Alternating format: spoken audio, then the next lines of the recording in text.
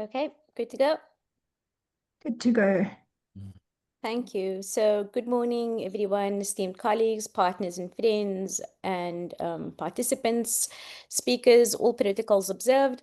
On behalf of the Southern African Liaison Office, it is my pleasure to welcome you to this important virtual public dialogue titled Understanding Mozambique's Political Dialogue Process and its Implications for Strengthening Civil Society Space. Before we jump into that, I would just like to do the technical opening as well. Just to note that the session is being recorded and will be live streamed via Sailor's online platforms. By participating, you are consenting to being part of this recorded discussion.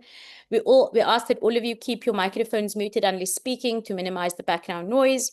Also ensure that your name and organization is correctly reflected if you come in for questions and answers, and then noting that all protocols be observed, and kindly ask everyone to just keep with courtesy throughout the sessions. And so thank you so much. Today's session will unfold in two parts. We'll begin with inputs from our panel and expert speakers, followed by an open-ended discussion, and we look forward to your reflections and conversations. So maybe a little bit more about the dialogue. We really are honored to be joined by such a distinguished panel of speakers and participants from across Southern Africa and further afield. Your presence here really speaks to the growing importance of having an inclusive political dialogue and the critical role that civil society plays in shaping democratic and peaceful futures. Mozambique's ongoing political dialogue process, particularly the work of the Technical Commission for National and Inclusive Dialogues, presents both opportunities and lessons. And so this dialogue really seeks to explore not only the dynamics of that process, but what are the broader implications of the political dialogue.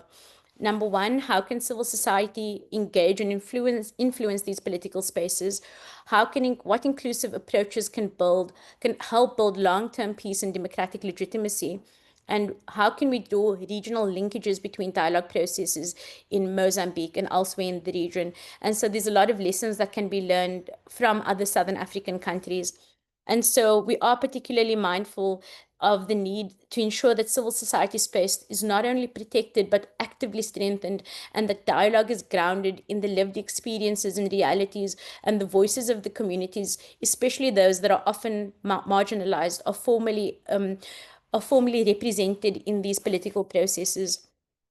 And so with that, we are grateful for your time, your insights, and your commitment for inclusive dialogue, justice, and democratic participation in the region.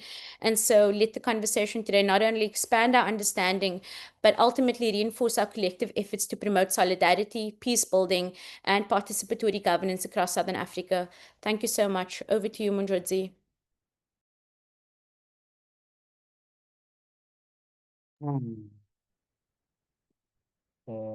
Okay, thank you.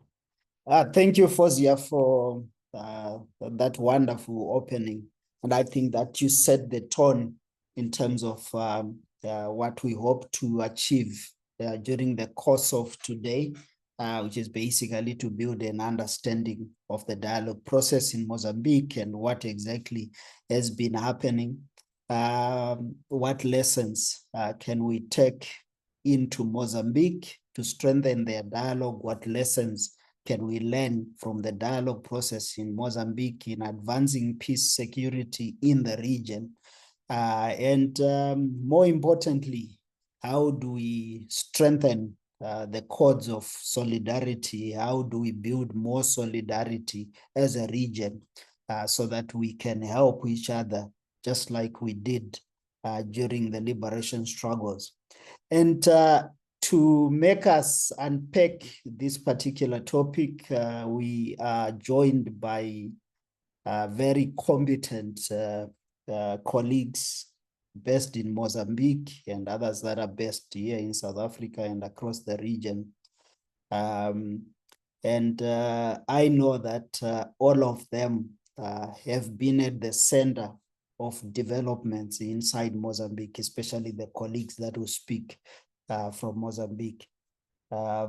Since the insurgency in the north, since last year's election, post-election conflict, these colleagues have been at the center of the developments in Mozambique, and they are no better placed than them to understand what this dialogue can do and maybe cannot do.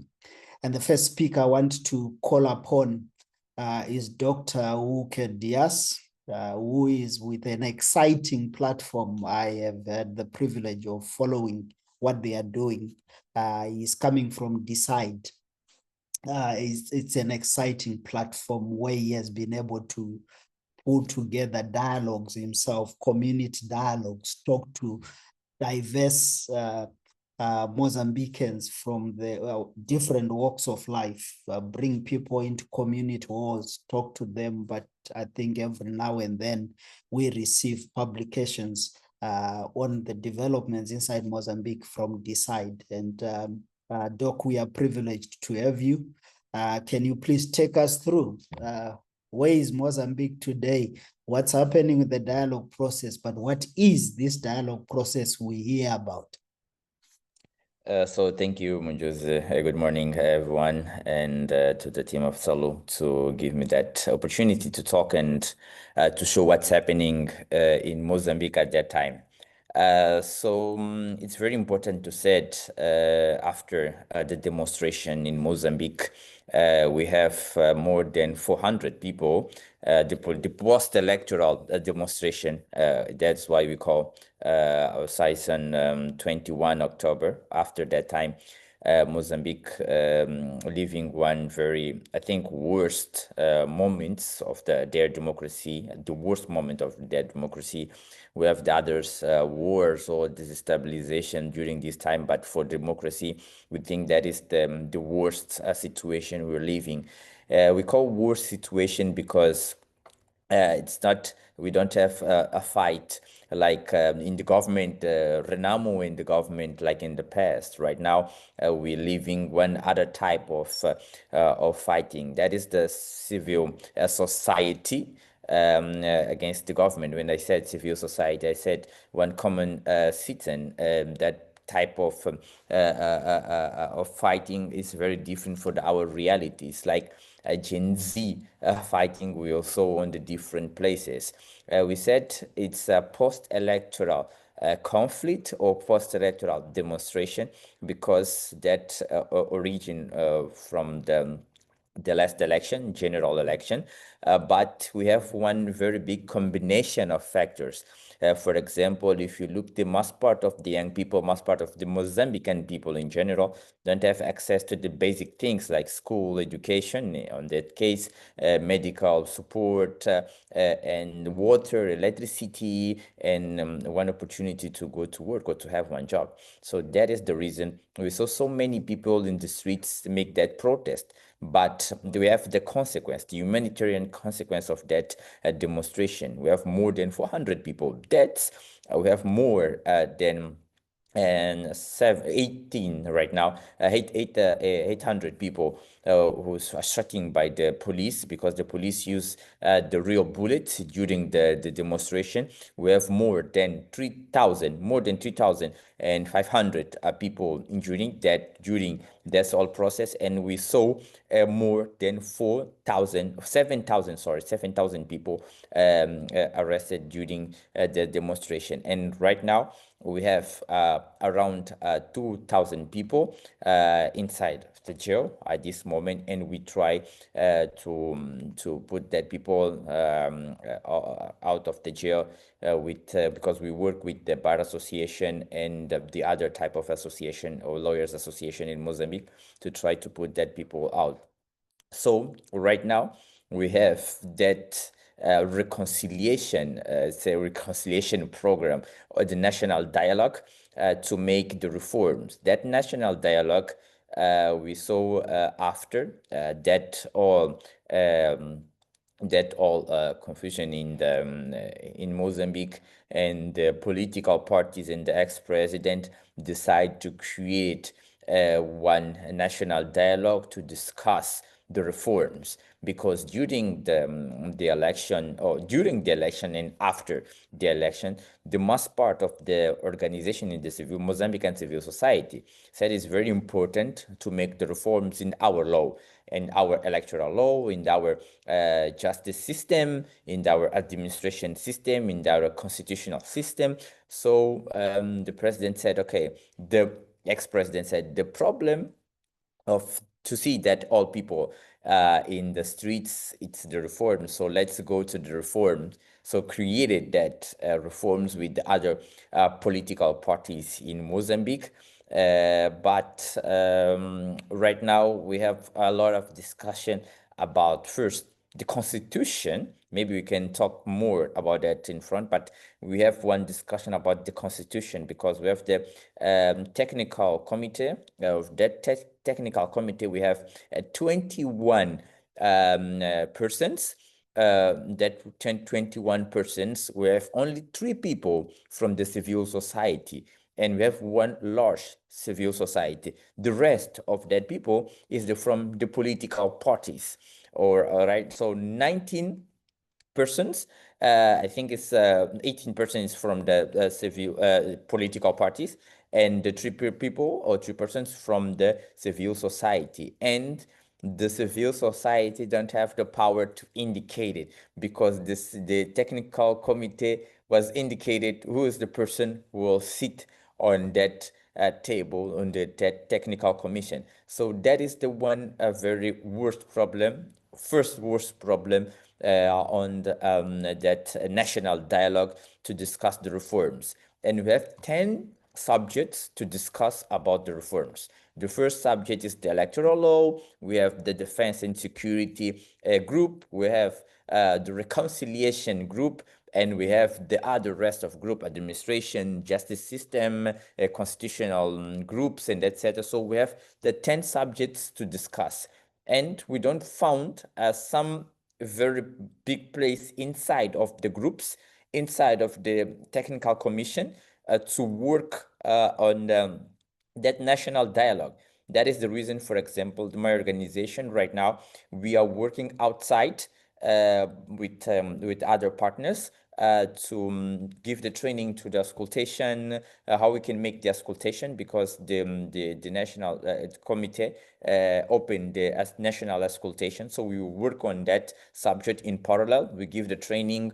After the training, we have created one podcast to discuss and to take more ideas from the different type of the people in our society. And after that, also we have one report. We will after next week, we will make some reports about the auscultation progress. So that is the one things we can do. But inside of the national committee, I think sometimes it's a very difficult, because we only have 3, and I think that is the problem from the civil society. And to end my first speech, it's important to say it, the most part of the people we saw in the last demonstration in Mozambique are young people. It's the young people. We have they're registered in our database. But if you look, for example, for the committee, the technical committee, we have only 2 young people, and that 2 young people is from the one party. And that is the question: where we will find some space to young people, give that, contribute to that dialogue? That is the first point. The second point, this is the dialogue not only to the reforms. The dialogue is for the reconciliation also, but we don't see any action to the reconciliation process. And I think that the first step to the reconciliation process is the people in the jail to get out, because we have one promise from the president. We have one promise from the technical committee, but we don't see anything about the progress of that case. That is the one other big problem. And if you look on the streets, the people don't respect the police. That is the one consequence. So we need to find one way to try to have that reconciliation. But I think we will talk more about it in the next minutes. Thank you.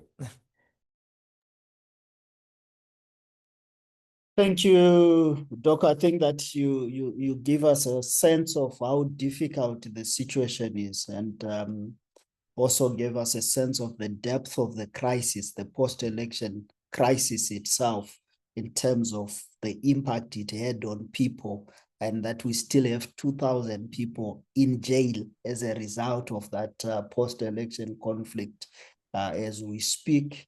And of course, the efforts you are making to try and get them out of prison, but also a sense of who sits on the dialogue, the genesis of the dialogue, who sits on the dialogue. I think that's very, very important. One of the things I wanted to get you to speak to before I move to the next speaker is, do we have a connection between the different dialogues that you have been doing as civil society, as communities, to this current dialogue? Yes, I Okay. think we have one different pillar. If we look straight, that dialogue. Okay, we saw the people from the committee, a central committee, a technical committee, created some ways to have the people in the districts and etc. to go to the one room, send the invite to the community from the one to join with that group in one room and discussed about some things, some subjects. But I think that is not the correctly way for if we want the results to reforms our laws in Mozambique in particular. We have, I think we have one example. When we make the monitoring of the governance monitoring in Beta City on this year, we go into the community, we sit in the tree and make some conversation. That's like open conversation with the people. We go into their comfort zone and make that conversation. That is the most easily form to have or to get results. Because if we call the people to join us in one room and we have that subject, what we can do, maybe the people don't feeling free to speak about some subject. So I think we need to change our form to try to approach that people to have some results. And I think maybe we can have right now, but it's not deep result what we want at this moment. Thank you. Let me move very quickly to Bishop Ernesto Manuel with the Anglican Church in Nampula province. Bishop, I think Dr. Dias has given us a sense of what's happening with the dialogue process, and I would think that the views are quite strongly from the capital itself, where the committee was sort of conceived and where it was put together. Can you give us a sense of how things are looking and how you are looking at this dialogue process from the north, given the many challenges that you have gone through in terms of the insurgents, and how are these issues connected to the dialogue process itself? But also from the church, the religious groups, how are you looking at this dialogue process, and are you participating? What have you done so far? Where is the process from the northern side of the country? Bishop.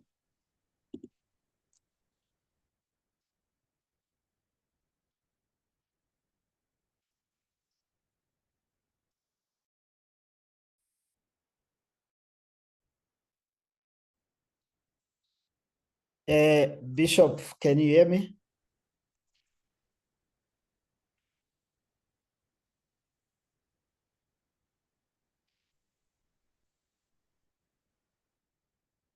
Lily? I'm not sure. I think he is having connection problems. Are you able to just take off his video, just the video alone? Yeah, I'm trying.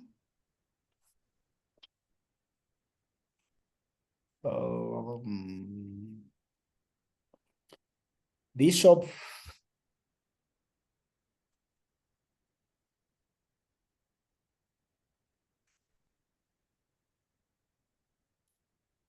Okay. While Do you want to move on to Rafa, who's joined? we are sorting that out. Good morning, Rafa. How are you?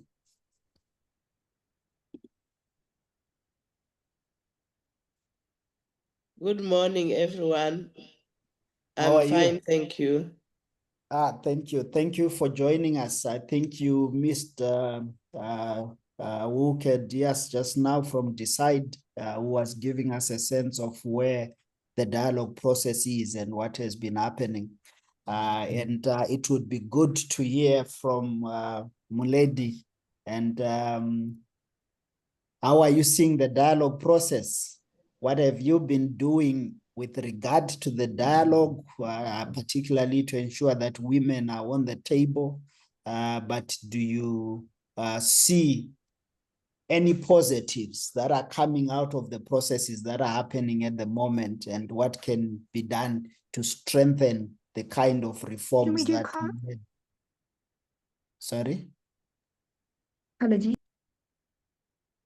Yeah, so Rafa, you can come in and give us a sense of your take on the dialogue process. Okay, thank you very much. I think you've forgotten to send me the link. Yeah, I think that was on our end. It was a problem from our side. Apologies for that, but please do come in. What's happening with the dialogue? How is Mledi interacting with the dialogue?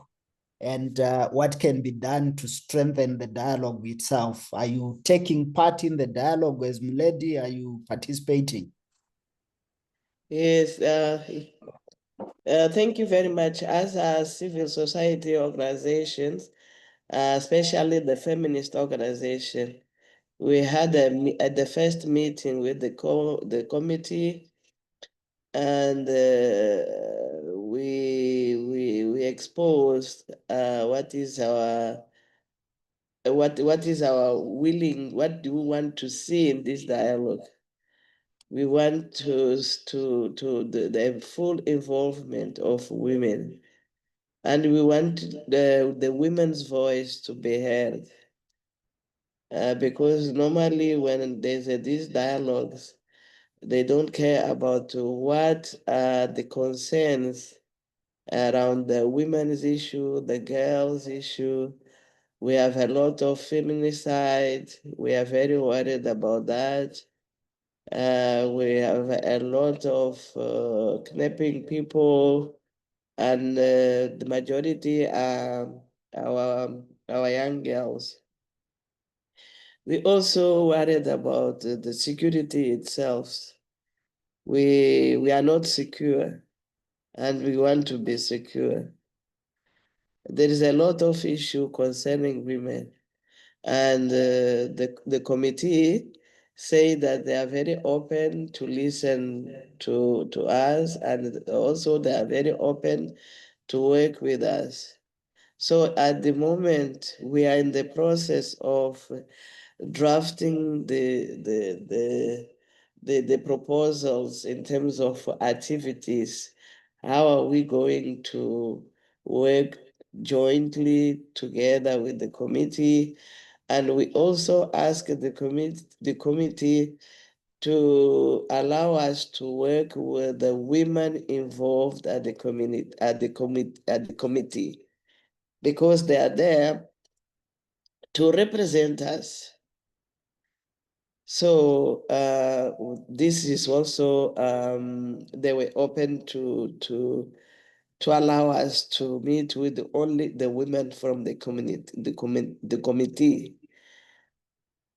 So at this moment, we have UNDP who is willing also to help us to organize all these meetings. We are planning to have 3 regional meetings: the South region, the Central region, and the North region, only with the women and the committee. We are all organized via the Women's Forum, which is Forum Mulher, where we are all members. We are about 90 members, member organizations, not individual members, member organizations. So this is the reason why the committee felt that it was very important to meet with all of us. So maybe in summary, this is what I would say, because the process is just started and there's still a lot to be done. And from our side, we trust this committee that it will bring up the real picture of the all Mozambique populations, all Mozambique people, because there's a lot of concern. We want to see changes. So we are hoping that at least something will come out from this committee. Because if we don't trust, then we are not working, we are not going to cooperate. So this is the only hope that we have. Yes, this is what I can say now. Maybe I can answer some questions and clarify something that it might not be clear. Thank you, Raf. I think for your initial inputs, quite important things that you raise, particularly the issues from your end that indicate that you have clear expectations on this dialogue process, and that there are things that the dialogue process must address. And of course, you are in the process of trying to put together your reform demands in a way as the feminist movement. And also clarity around the need to have more women be part of this dialogue process. I think that you made that quite clear. And we know already from the technical committee that out of the 21, the numbers of women are quite worrying. And so what does that mean, even as we devolve to go to districts and to go to communities? Will we see more women taking part in the dialogue? And I think that you ended on a very important topic, the issues of trust and the ability for this process to be able to build trust and confidence, not just from the feminist movement, but from the entirety of Mozambican citizens, that this dialogue process is addressing the challenges that were put on the table during the protests. Would be a very important part of the success of this dialogue. So thank you for putting that. I'm quite sure that as people try to make sense of, okay, so how is the dialogue going to unfold in terms of its methodology, there will be questions to both you, to Uke, and to Bishop. We're also hoping that Julia will be able to join, and we have Ambassador Mandisi here who will help us unpack as well some of these topics. Lily, can I just check that the Bishop is back? Thank you. Bishop Manuel and Nestor, are you in?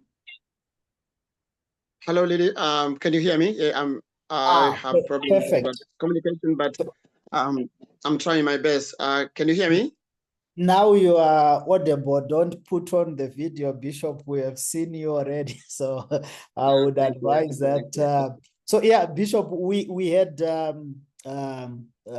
Dr. Diaz giving us a sense of what the dialogue process is, its genesis, how it was conceived, what were the reasons behind the thinking of having a dialogue. And we heard about the technical committee, a member of 21 people that has been charged to lead this dialogue process. And Rafa from Mulady has also given us a sense of their expectations as the women's movement, and the kind of issues that they are grappling with. And I think from both Dr. Diaz and Rafa, what is clear is that there is a lot of expectations on this dialogue to address the challenges that Mozambique is facing. And Rafa talks about trust, that it will be critical for trust to be built, I guess, and confidence in the processes. But we know that in the North, where you have been for quite some time in terms of your engagement with national processes, there have been a lot of challenges, the insurgents, but also the post-election violence last year in some parts. And generally, there are a lot of efforts that you have been putting in building peace, in building reconciliation and healing within communities, within the affected communities. And I wanted to get a sense from you of how are you seeing this dialogue process from the North? At what level have you been interacting with this process? And what are your expectations in terms of this dialogue process? Do we fully, as citizens, particularly in the Northern region, and of course, the religious community across the country, do you have a sense of the total grasp of what this dialogue process is about, what it is trying to achieve, and how you hope to move the needle towards progress using this dialogue? Thanks, Bishop UK. You have the floor. No, thank you, Muncho's colleagues, Ambassador and Dr. Diaz. No, well, in terms of the current dialogue, and I'm speaking from a faith perspective, from community perspective where I'm rooted, I think it is something that the country was waiting for, hoping for, and I think it is the right time to, in fact, to start this process. And we are grateful that at least the post-election violence, I mean, we lost many people, and then we have a lot to do in terms of healing, especially for our young people. But at least we have reached a point where we can try to talk to each other. I think in terms of the initiative, I think it's a good initiative. It is something that everyone agrees that, yes, we need to talk. We need to dialogue. And I think it's not just this process, but it is something that we can link with what we have been doing since 1992. And so, but now, in terms of the nature, approach, and the process itself, I think we have much work to be done. One is in terms of the definitions of the process. What do we want to achieve in this dialogue? Because the main problem for Mozambique is how do we deal with the past? I think that is the critical situation. How do we deal with the past? How do we heal the past? From the liberation movement, the grievances there, up to our current situation. But we need to start somewhere. I think the October scenario is the best start in terms of, we can't just take the whole history, but at least from October to where we are now, I think this is the main study point, the entry point for the whole dialogue. So where we need to clarify more in terms of the nature of the dialogue, and then the other aspect that needs to be clarified is in terms of representation. We have seen, I think all my colleagues have talked about the representation, who is in the dialogue, who is missing on the dialogue. These are the issues that we need to clarify as we prepare for the next steps. The other issue is also how do we approach, how do we create trust?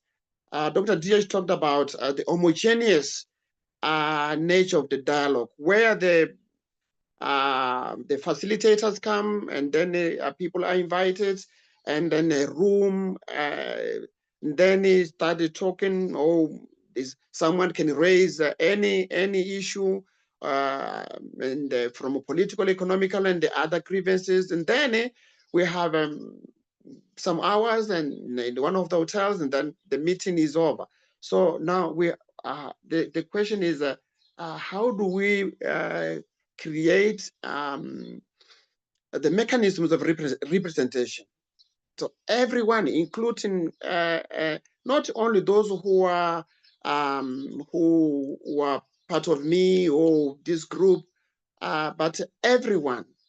And I can bring here now Archbishop Tutu when he says, when you want peace, you need to talk to your opponent, not to your friends. So I think for me, the meaningful dialogue will happen when we bring the people on the table, especially those who cannot to talk to each other. So if we achieve that point, I can say, yes, now we are in the right direction. The other challenge we have is in terms also the facilitation process. We know that the political community clearly is divided. I think if we ask our young people, they will say, no, the political community is a part of the problem. So the question is that what I hear from young people is, yes, we need to go to root causes of the issue, but we need to have a diagnosis. But the question is how the political community will diagnose itself in terms of the healing. So I think that is the point. We know that it is the Dogtown led process. It is led by the political community. It's fine, but we can say, I mean, is it the right time to do that, or we need to raise other facilitators? So other facilitators. So it comes the issue of safe spaces. Do we have safe spaces where people can open up, especially young people? But also, how do we structure the dialogue? Are we going to continue bringing all people in the same room, or we are going to find the key actors and different across the societies? Are we going to map everyone who is involved in this process? I think these are the questions that we need to raise. And I think there is a lot in terms of how can we improve this process. But what I agree, and what I hear from other people is say, yes, whatever we can find in terms of the flaws of this process, but it is our process. It needs to be done. So it needs to be done, and it needs to be refined. It needs to be clarified. More people need to be on the table. Even the model, we need to come to a clear model. And now I can bring also for example, Sierra Leone and East Timor. what Sierra Leone and the Eastern Timor they did to make sure that they are now in the place where they are, and what is the difference with Mozambique? I think these are the issues that we can raise now. The other issue is sustainability. How are we going to sustain the process? Who is best in best position to convene the process, but also to sustain the process, to own the process. We know that the projects come and go, and we know this is a project. It is something that is a platform that will build and the whole process. And then after that, what are we going to do with the process?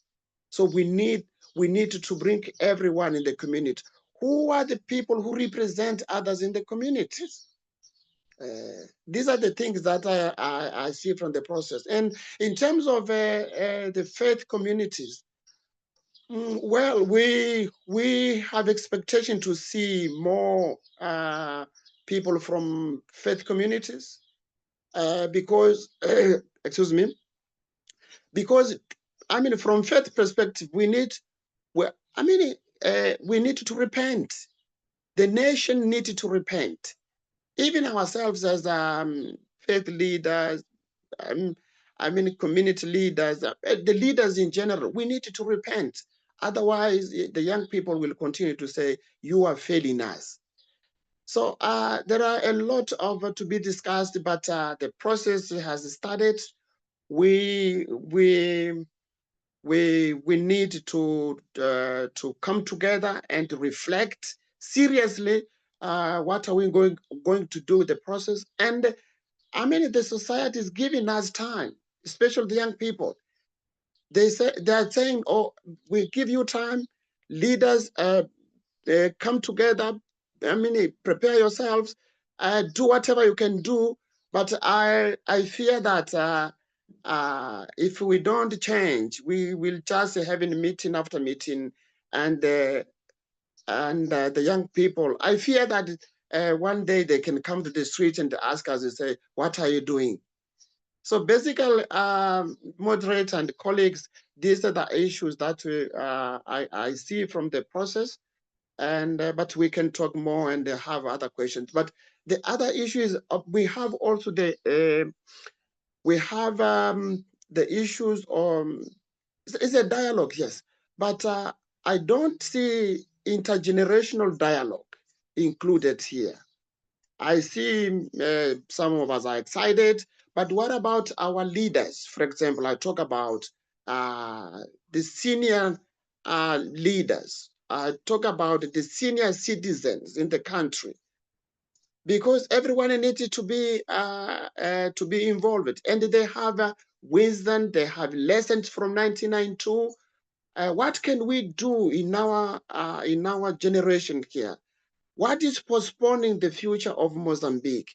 One of those days I was asking Bishop Dinesh Sengulan, one of the pioneers in terms of peace and reconciliation, Bishop, where are we failing? What is the difference between South Africa, President Mandela, and the Vice President de Klerk? What they did different from our leaders, President Chisano and President Chakama? You see, and the Nobel Prize went to South Africa. And I mean, what about Mozambique? And then the same question, if I have opportunity, I can ask President Chabo and the Venantius who say, what can you do in this time? I mean, we have leaders, they emerged. I mean, but what are we going to do with our situation? So, and then how are we going to move from attacking people to attacking problems? How are we going to reach a point where we will put the nation first? Yes, we have differences. We have many issues, but when are we going to come as Mozambicans to say, yes, this is our situation, this is what we want, and then how can we find other people to help us? So finally, in terms of my approach now, I think we need to support in terms of how do we manage this process. This is for me. This is the major work for Mozambique now. Peace building. Otherwise, everything will collapse. So how do we take it seriously? How do we bring more people? And how do we convince the young people to say, yes, we give us time to talk to our elder, to talk to everyone, so to make sure that, because they are waiting. So Monjos and the colleagues, and I will stop here, and I'm open for questions. Thank you. Thank you, Bishop. Always fascinating listening to you because you have more questions for us than answers. But I think that the questions help clarify where we are and where we should be going. So quite very important questions you raised, but also a sense of the expectations. I think the weight of the expectations on this dialogue are quite immense. And as you were speaking, I actually was thinking that we should have brought in Edson Makwakwa to just listen to these inputs. But we hope that in the next dialogue, we'll be able to do that so that there is proper interaction with that. You touch on a number of things that I think are quite critical. And for this dialogue, I know that the issues of experiences from elsewhere, starting with this region and going to the continent itself, what other dialogue processes have been done? What experiences and lessons did we take from there?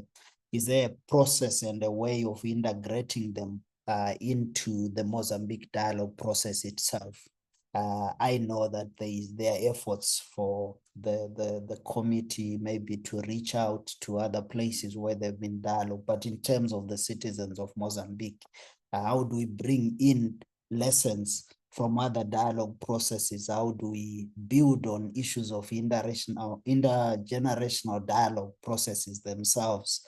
But more importantly, the link between what you have been doing, and I think you highlighted this quite strongly, what you have been doing since 1992 as the people of Mozambique, efforts to find each other, efforts to talk, efforts to address the multi-layered challenges you have been facing. How are all those efforts linked to the dialogue process? And where does it start in terms of dialoguing, and where does it end? And I think that these are important questions that you pose, that all of us in civil society in Mozambique have to be able to begin to find a way of answering them if we are to be effective in our roles in this dialogue process. So thank you so much for raising that. And then you ended on peace building being the most important part of where we are today, and the importance of convincing young people to say, can you give us more time? And we know that time is one thing that we do not have. But thank you, Bishop, for that. I think there will be questions that will be directed to you. And of course, we'll interact more to get more clarity, to try to understand what exactly is happening, what are the expectations as you put on the table, how is the religious community coming to the fore. I know that Dr. Mbilana is in from ODHL, and in Portuguese is too much for me, but I'm putting some effort to speak Portuguese. And I think we should bring you in, but I want to do that after we have heard from Ambassador Mandisi, who I think needs no introduction to this platform. But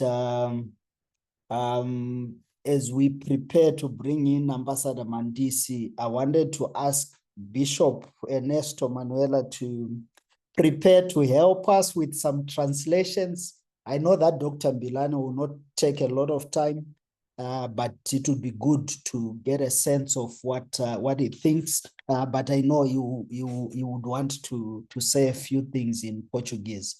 So Bishop, I'll ask you to just help us with a bit of translation. Is that okay?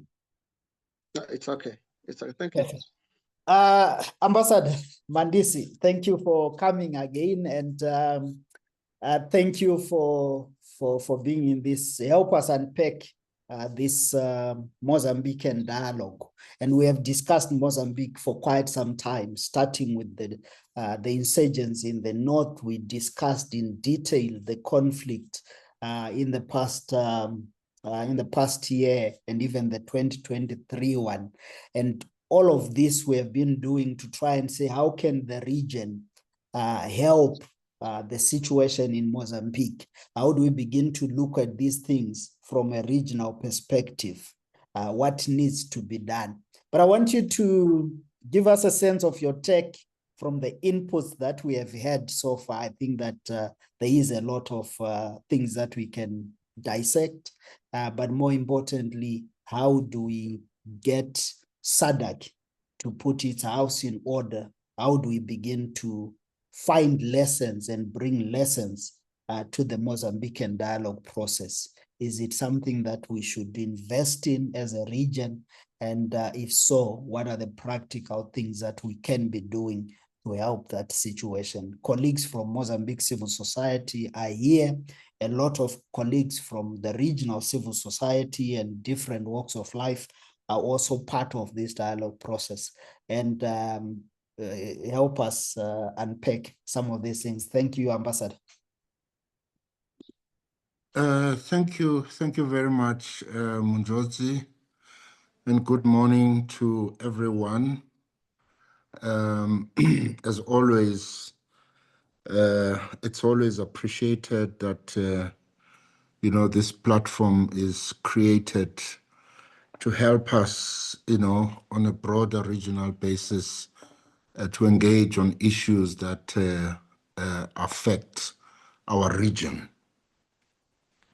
I don't know, Munjozi, if you want my video to be on. I've just activated, I unmuted only, because I know sometimes turning on the video does tend to, I kept being prompted to start my video, so.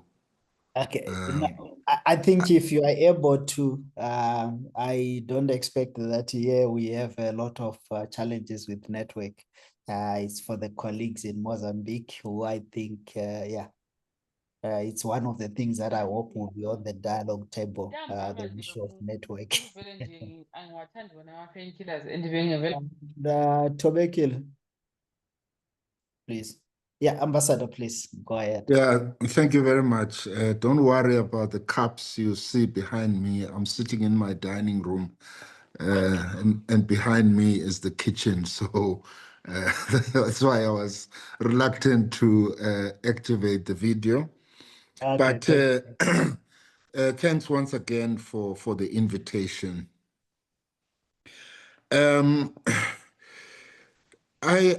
Let me say that the history of and experience of peace processes in Mozambique has up to now been a history of dialogue between those who bear arms.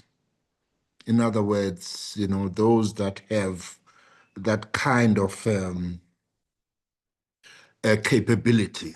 A lot of the peace processes that we've seen in Mozambique have tended to be between those.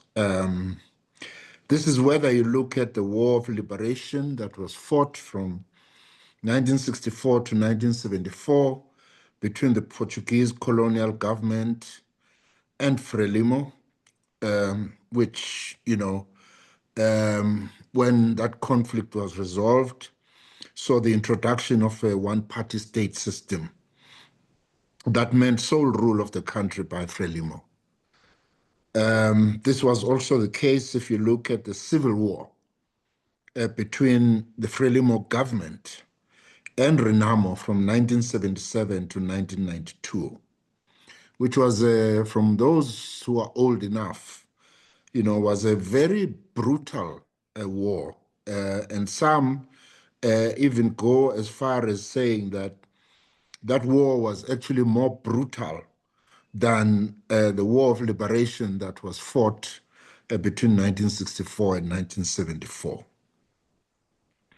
And that particular conflict was a rebellion against the one-party state system, the communist ideology, and what was regarded as economic mismanagement, which ended when the Rome Peace Treaty was signed, and for the first time post-independence, ushered in multi-party democracy, which necessitated a constitutional change.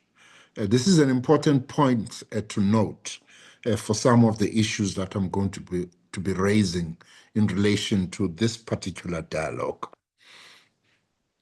This was also the case if you looked at the sporadic violence which resurfaced that saw Renamo resuming an armed insurgency in 2013. I remember that it gave me such a shock. I was in Russia at the time, when I learned that Mr. Alfonso Dhlakama had actually gone back to Gorongosa. But this was, again, I think from unmet expectations following the end of the Civil War from 1997 to 1992. And there were concerns over issues of corruption, electoral fraud, and monopoly of the state and economy by Frelimo. This is what occasioned Mr. Dhlakama's return to Gorongosa and the sort of eruption of further sporadic violence, which was not as intense as the war that was fought between 1977 and 1992. But citing all of these conflicts and how they were resolved, one of the issues that I picked up from engaging with Mozambican civil society organizations is that, in dealing with these conflicts, there's never been a focus, and I think this is an issue that was brought up again today. There's never been a focus on issues of reconciliation. There's never been a focus on dealing with issues of the impact of the conflicts on communities, on women, on families, and so on. But, where, atrocities would have been committed by both sides. And this has been a constant concern around how the previous conflicts, all of the conflicts had been resolved. And this again becomes of importance in relation to the current dialogue process that is unfolding in Mozambique. In this context, it's important to highlight two critical factors. Firstly, that by the time the final conflict was resolved, Renamo still had residual military capacity and still occupied its historical fortress in Gorongosa, which Frelimo used the negotiation to ensure it was dismantled through sweeteners such as state pensions and demobilization packages for Renamo fighters, and the introduction of further changes to the provincial governance system. So there was something positive about this, which is that it was ushering Mozambique into a post-military confrontation era, where issues of the country would be dealt with politically. So in a sense, I think it was quite positive that the country had arrived at this point where there isn't this political party that possesses, well, even if it's residual, military capacity, so that when there's disagreement on political issues, they can always go back to the bush. So that, in a sense, was a positive development. The second issue critical factor that I'd like to highlight is that the space for civil society remained peripheral, constrained, and muted in terms of the mainstream politics and governance of the country. Although, to the credit of Mozambican civil society activists, several important civil society organizations and platforms had emerged who did their best to advocate for changes in such areas as electoral reform, public integrity, and financial oversight, among others. So very important civil society organizations, even though the space was constrained and their voice was not allowed a sufficient space, but there are very important organizations that emerged in Mozambique that continue to advocate for changes to some of these areas and others. Thus, today's topic in considering the current dialogue process and its implications for strengthening civil society space is quite appropriate. Let me immediately pick up on these two critical factors that I've just referred to and make further observations so that the link is not lost to the first one. And in relation to the first one, where I said that Renamo still had residual military capacity. And I dare to say that with such capacity now dismantled, in circumstances of the absence of Renamo's historic leader, Alfonso Dhlakama, who, whether you liked or didn't like him, and whether you agreed with his politics or not, was a charismatic leader of Renamo. So with him, the military capacity dismantled and Alfonso Dhlakama, no longer being present. Frelimo became more brazen and shameless. And this is a very difficult thing for me to say, but very brazen in its electoral machinations that would ensure its dominance of the governance system and parliament in a manner that would ensure that it could pass any laws it wished through its majority. This was also meant to ensure that Renamo, having been deprived of its historical military capacity, was also weakened politically. And you would see this if you look at the local election outcomes of 2018, where even though Frelimo won 44 out of the 53 municipalities, but it won with a severely reduced majority of 51.8%, the lowest ever. With Renamo substantially increasing its share of the vote and secured victories in 7 major centers, such as Quilimane, Nacala, and Kwamba, against the backdrop of major allegations of electoral fraud, such that in some areas, election results had to be nullified by the Constitutional Council and had to be rerun.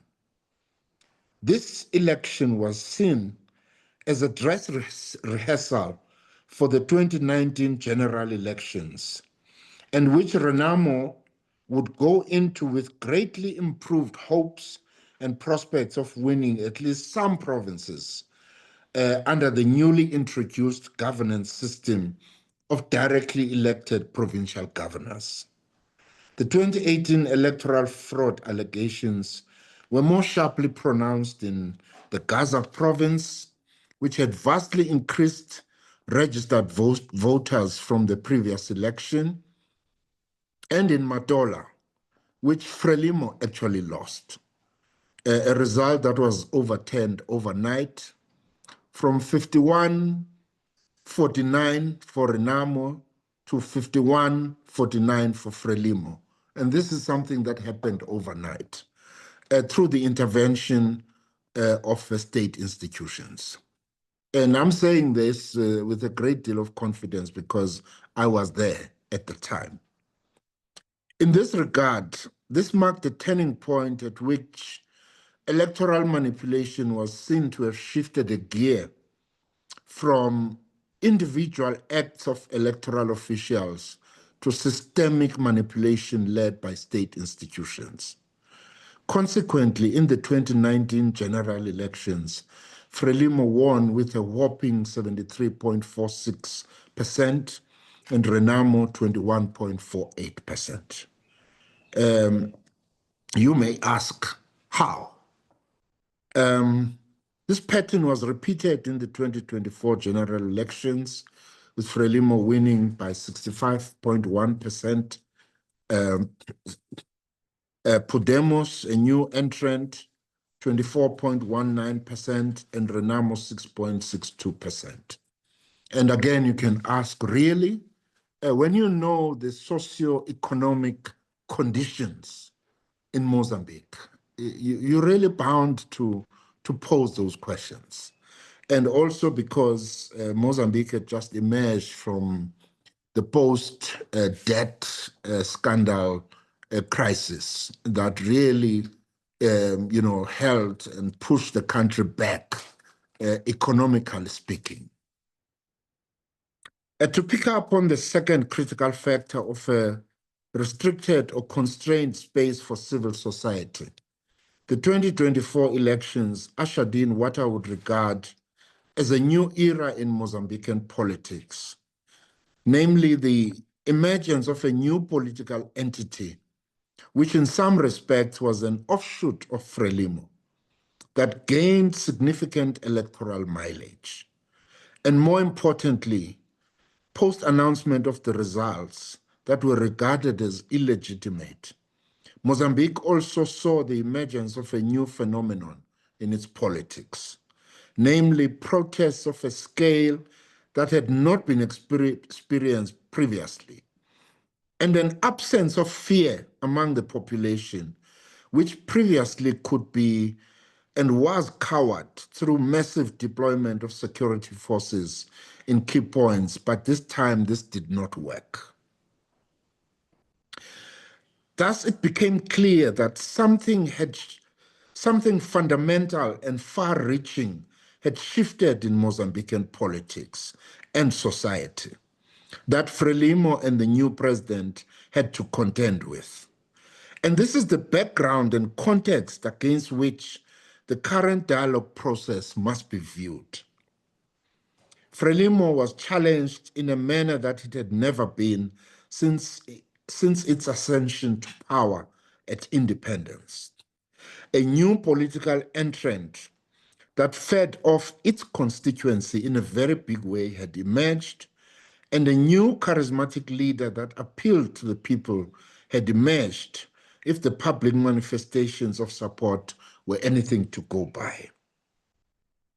To have an appreciation of this shift, two academics that I will cite below contrast the address by President Samora Machel at a packed Mashava Stadium, which until then was known as the Salazar Stadium, on June 25, 1975, to the address 50 years later by President Daniel Shapo before a sparse crowd flanked by military officials, and his words met with utter indifference, which they said symbolized how the population had turned its back on Frelimo. In the same stadium, now named Independence Stadium. That something had to give, and therefore the dialogue process must be seen as a means through which Frelimo and perhaps the new president seek to contend with the new situation. It is an opportunity to the extent that it also involves participation of civil society organizations, to open up greater space for civil society to influence the political process and bring about changes to critical areas of Mozambican society. So there are several questions that we therefore need to pose as litmus tests of the potential of this dialogue process to bring about fundamental changes in Mozambican politics, governance, and society.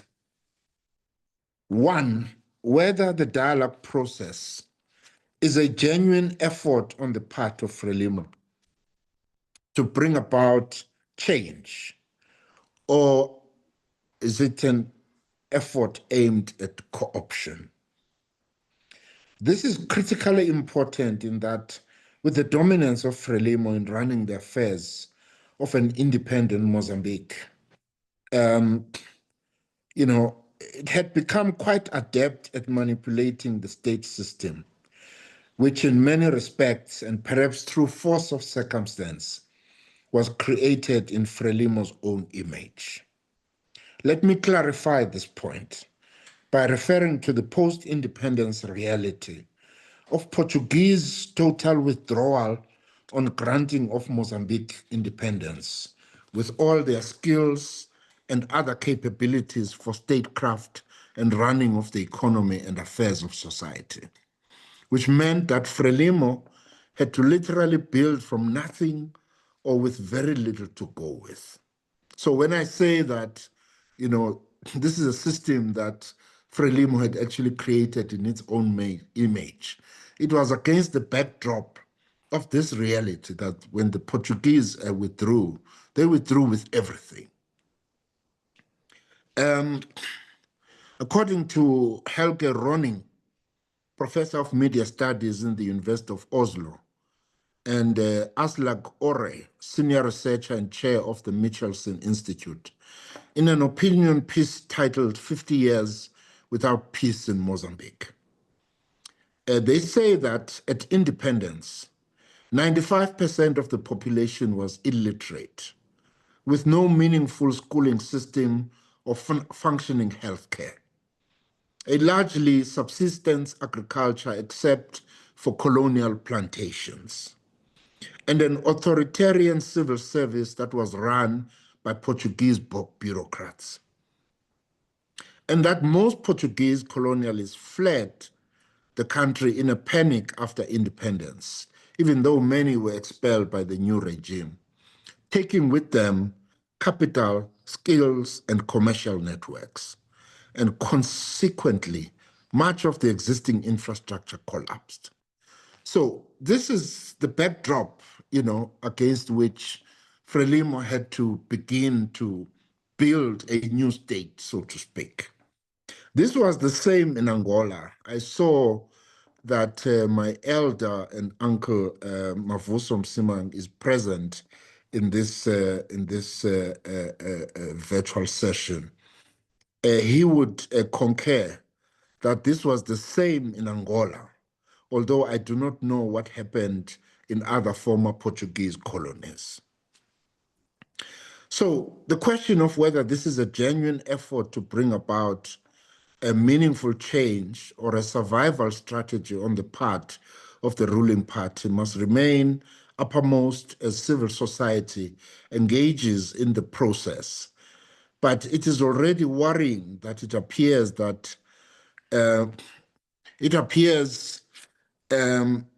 intent on excluding Venancio Mondlane. But I'd like to hear from Mozambican participants in this particular regard. So that's the second. That's the first question really that we need to, especially civil society will need to engage us, with whether this is a genuine effort to bring about change or a survival strategy. The second question that needs to be posed is whether the dialogue process will address the fundamental issue of governance, the governance system in Mozambique, which Professor Alfredo Novunga said last week has never been right. The importance of this is that democratic societies that are based on multipartyism, which means there would always be the possibility of changes of government. Such societies need governance systems that enjoy a measure of stability, continuity, and protection from the vicissitudes of party political changes, and that are open to citizen participation on a broader basis than party political affiliation. So are we going to see what may even be embryonic changes in this direction to the governance system that truly becomes an anchor for society, which would ensure stability, continuity, and delivery of services to the populace, whatever happens at the political level? So this is the second question that we need to pose, which will be a litmus test for this current dialogue process. The third is whether the dialogue process will address the need to effect fundamental changes to the electoral system and the establishment of electoral bodies that would ensure truly free and fair elections in the future. This is fundamentally critical in that the electoral bodies and system become arbiters and midwives in a competitive system, in a competitive political system, in order to ensure that the outcomes of such an open and competitive system are truly reflective of the will of the people. Even more importantly, and this is at the core of some of our problems in Africa, that elections and their outcomes do not become a source of conflict, but rather a system that mediates political differences and the existence of varied political parties, approaches, and viewpoints on how societal problems should be resolved. So elections in themselves must not be a source of further conflict. They must help to mitigate the political differences that are a result of the existence of competing political entities, viewpoints, and approaches to how issues of society should be resolved. The final point in this set of questions is whether the economy would be opened up in a manner that opens up opportunities to all Mozambicans, irrespective of political affiliation, and in a manner that frees up private sector initiative.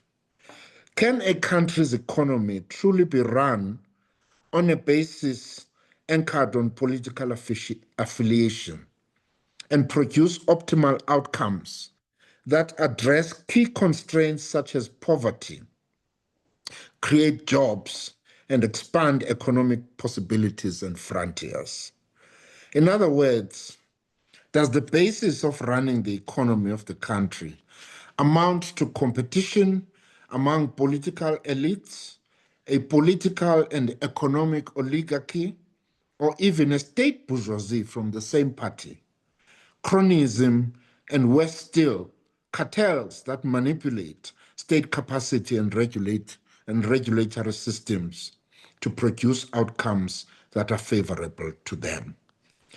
Or is it run on a truly open basis that ensures open and broad-based participation and maximizes economic potential? In this regard, it is also important to make the point that this is not just a question that faces the Mozambican system, but indeed our societies more generally.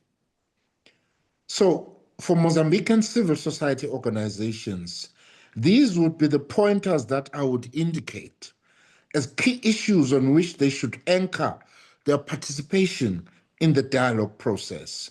And these are by no means exhaustive. I would also say that these require adequate capacities to engage in the various areas of the work of the Technical Commission for National and Inclusive Dialogue, as well as sufficient research and study of various societies with a view to harvesting best practices and experiences for adaptation to Mozambican circumstances. And in this regard, because I'm going to now transition to a different aspect, I'd like to hear from Dr. Wilka Diaz, more specifically on the 10 areas. He mentioned 2 of them. I'd like him to just tell us more about the 10 areas, work areas of the Technical Commission for the National and Inclusive Dialogue. And I would like to also make some reference to some of the issues that were raised by Rafa. It's important that, Mozambicans and civil society have trust in this process. Otherwise, it becomes pointless. But I think Bishop Manuel poses some very important questions. What the country seeks to achieve with the dialogue, how that is defined in terms of what this dialogue is aimed to achieve. He also points to an important issue of the need to own the process. In other words, Mozambicans themselves, in their various formations, the churches, civil society organizations, and other formations, they need to own the process. And he also brings up an important issue of the intergenerational dialogue.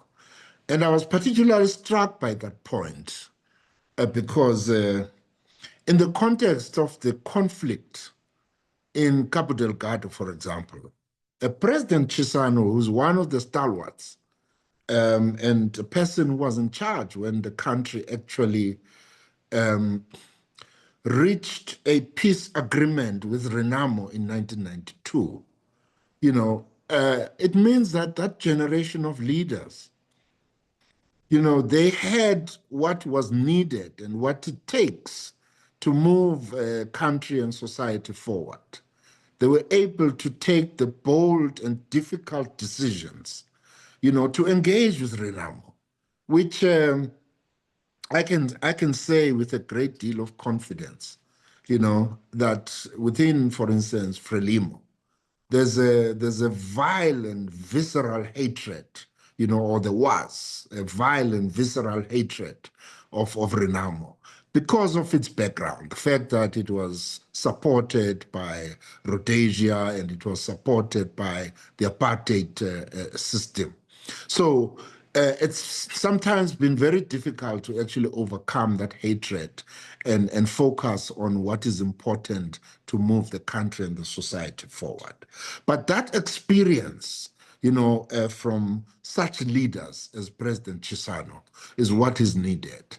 And he has made his voice heard in the context of the conflict in Cabo Delgado.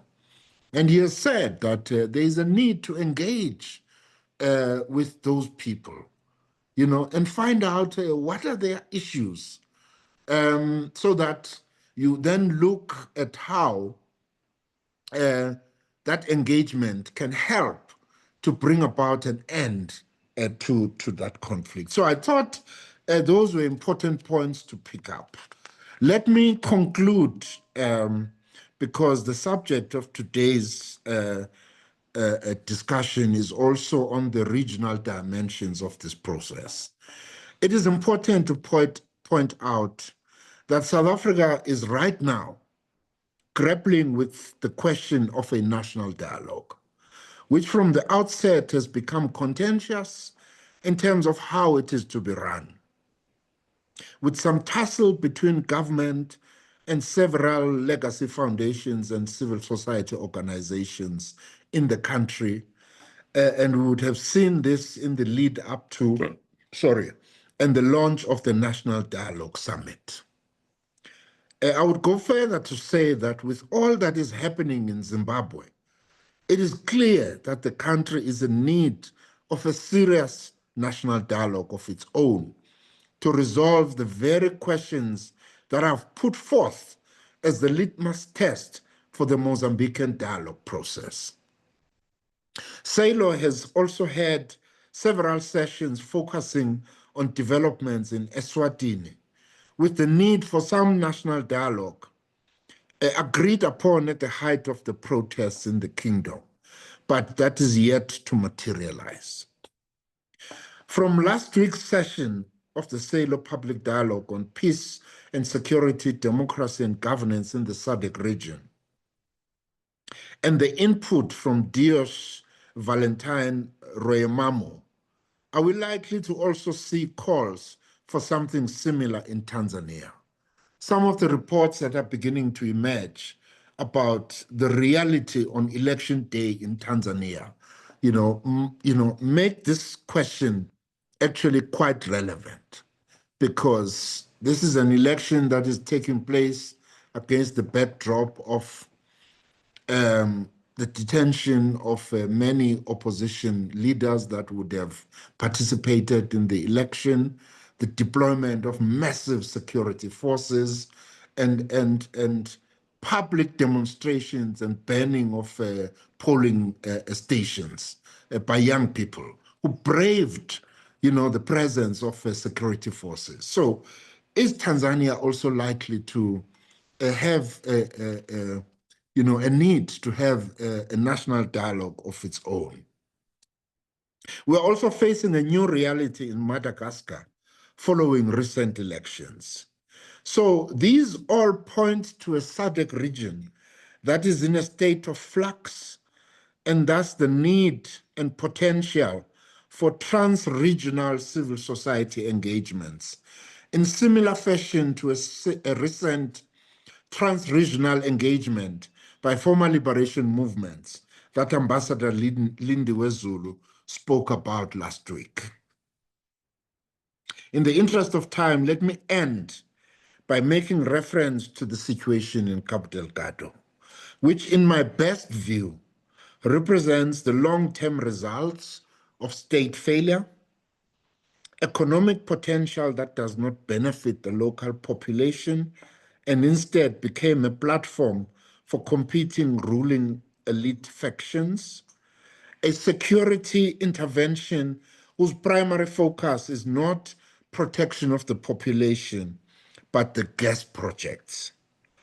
It is also an indication of what happens when fundamental causes of a conflict are not addressed, where the insurgents continue to roam freely from area to area, and more recently displaying greater audacity and boldness, as happened a few years ago, prior to the deployment of massive security forces from Mozambique, Rwanda, and Samim, which has since withdrawn. This shows that the insurgents are able to move freely among a still aggrieved population whose anchor grievances have not been addressed.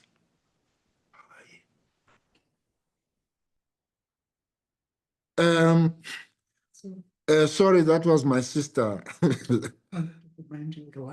I'm saying the presence of the Rwandan and Mozambican troops and the lifting of the force majeure by Total Energies doesn't give me confidence that development of the gas projects will proceed as smoothly as hoped for. Let me end here as I look forward to our engagement. And I'm sorry that my presentation took quite a bit of time, but I thought it important, to raise all of these issues for historical background, but also to say that what are the issues that we need to look for in this current dialogue process, and how should civil society at least look to shape the content of the current dialogue process. Thank you very much, Mujodzi. Thank you, Ambassador. I think it was quite comprehensive. I couldn't stop you because I think, was it George Sandayana who says those who do not learn from history are likely to repeat it. You are condemned to repeat it. So I think that connecting the dots from the beginning of the Mozambican state to the phases of peace and challenges to peace and security would become an important part of how civil society prepares for this, I think, huge task that is before them.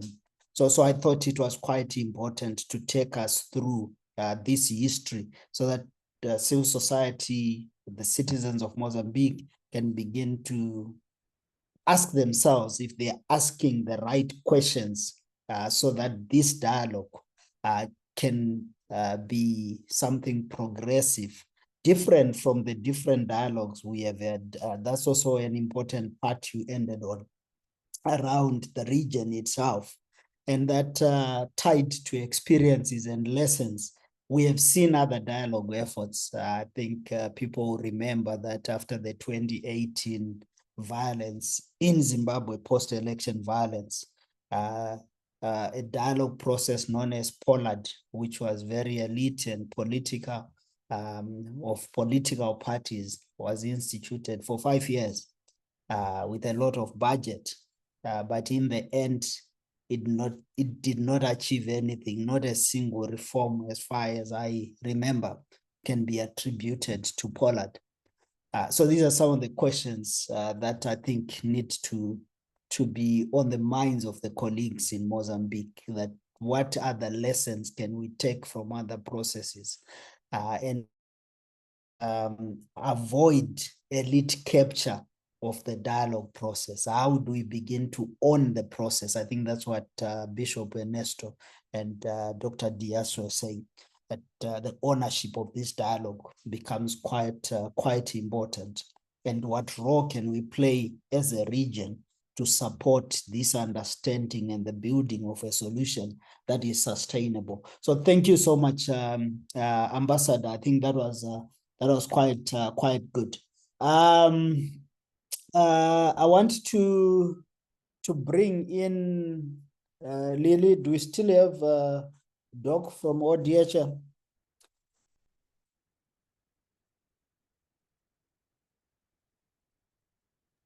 Yes. Dr. Mbilana, are you in?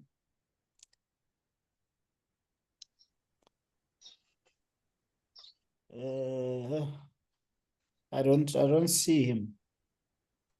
Because they'd said they were on the computer of Pidade Muchave. Oh, okay. But so But- Bishop, can you help us? Just tell him that we are open to have him say a few remarks in like 3-4 minutes as we open for the floor. So those who have questions, I know Melania is in. She wanted to say something as well, or I think Dr. Mbilana will speak on your behalf.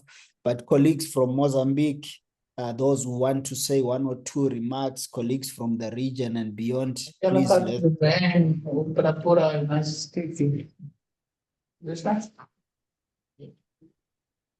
Ready? Pode ter a foto do. Tem capacete. Yeah, Dad, are we ready? Yeah. Okay, so Bishop Ernesto, can you help us with translation? Are you able to put your video, colleagues from ODHL? Tem que ser aqui. It'll be good. Doutor Mbilana, sim, Index não tem isso. Na teta. Aqui.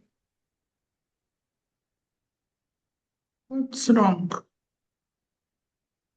Não está a aparecer o vídeo, por quê? Não está ativo isto. Não está. Agora sim, agora sim. Technology does that, but let's move on. So yeah, let's start. Posso começar a falar assim. Vai começando, vai pondo no telefone. No telefone. Dá lá para eu pôr. Entra no telefone. Yeah. sim, doutor Mbilana, sim. Doutor Mbilana, sim, é o tempo para vossos comentários antes de se abrirem para os outros colegas que para participar. And also, Bishop, just help us with in terms of time. We are running out of time. So if we can do 5 minutes at most, or even Estamos com less. tempo corrido, doutora Milana. Brevemente, os vossos comentários sobre o tema e tudo que ouvimos até agora. Sim. Já posso? Pode, sim, senhor. Então, depois, talvez pausar um pouco para podermos interpretar um pouco, sim. Tá bem, tá bem. Bom, Obrigado. eu sou diretor executivo do ODHL, que é uma organização da sociedade civil que tem, portanto, o apoio da ajuda popular da Noruega, aqui em Moçambique. I'm O que tenho, o que tenho a I'm Dr. dizer? Milana. Talvez pausar um pouco só para a apresentação. Sim, sim, sim, sim. I'm Dr. Milana. I come from IDHL. It is a civil society organization, and that is my base. And podemos continuar. Ajuda popular da Noruega. So we partner with the Norwegian People's Aid and the other partners. Então, participo neste encontro também por conta da ajuda popular da Noruega, tanto para eu dar a minha experiência, participação no diálogo nacional inclusivo, a minha experiência, porque terminamos ontem a primeira fase do diálogo nacional inclusivo, que decorreu do dia 6 a 29 de outubro de 2025. I'm here on behalf of the Norwegian People's Aid. I was invited to share my experience on the dialogue because I was part of the team, of the technical team that ran the process from 60 to 29 October. And so I come to just share what we have achieved so far. Essa foi a primeira fase da auscultação, mas teremos uma outra segunda em outubro. Portanto, agora vamos compilar a informação das entrevistas, dos encontros que tivemos, então vamos passar isso para o papel. So that was the first phase of the dialogue. Now we are moving to the next one, that where we are now compiling. We are now putting in writing what we have heard from the people on the ground. The next phase, so we will develop the process but also to scale out and to reach more people. Bom, este diálogo teve uma característica, ou tem uma característica distinta, diferente dos encontros que o governo da Frelimo teve com a RENAMO desde as primeiras eleições ou desde o Acordo Geral de Paz. This is a different approach compared to what happened, the dialogue between the government of Frelimo and the RENAMO. This is a different model, different approach, and it's not something similar, but in terms of the content is the same, but in terms of the format, it's quite different. A característica é a seguinte: primeiro é que envolve todos os segmentos da sociedade, pronto, desde os políticos, à sociedade civil, portanto, aos religiosos e também diversas camadas da população, e também empresários, diferentemente dos diálogos, como se costuma ser dito também, que vigorou entre 1992 e 1919. Foi o diálogo entre a Frelimo e a RENAMO. It's a difference because one, it's an open process where everyone is invited to participate. So it is open to the whole society, starting from the political communities, religious communities, with the different professional associations. So this is the new model that we are using. It's a different from what was happening in the past, where just the two parties were talking to each other but influencing the whole process. So this is a difference because we wanted to hear from different perspectives, but also to have influence from different people in society. O essencial nesse diálogo é ouvir. O acento tônico é ouvir. Ouvir todas as camadas da sociedade e, por outro lado, estabelecer, portanto, o fim, estabelecer um compromisso político para o futuro desse país. So the focus of the dialogue and this first stage is to listen to everyone, to listen to different voices. And the second focus is to establish a commitment, a political commitment, so that what people are saying is translated into political decisions.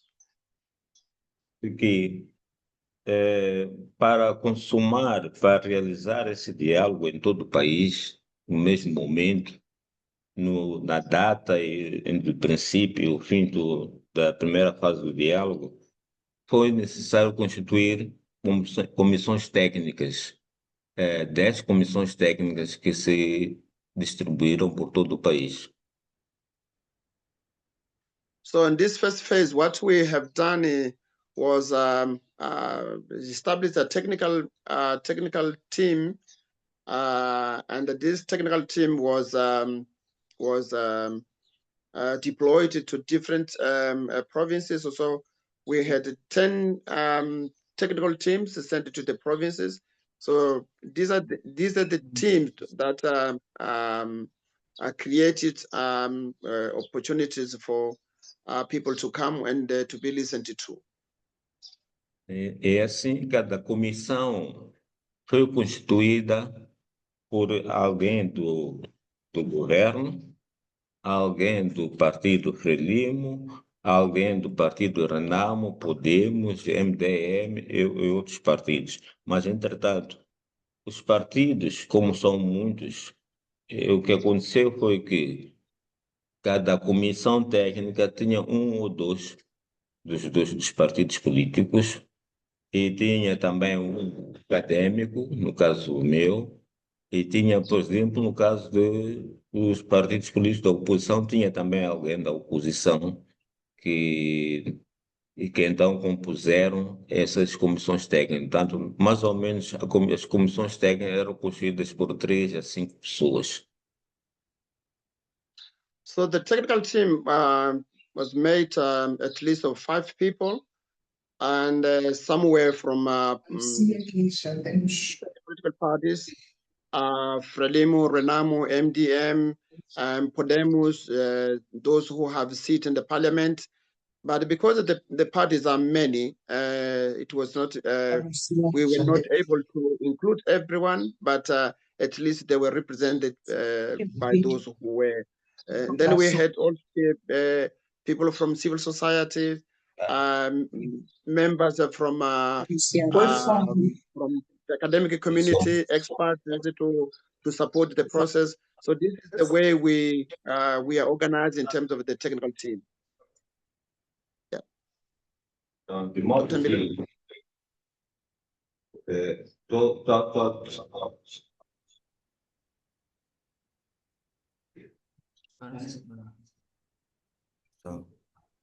Dr. Mpilana, nós estamos a vos ouvir?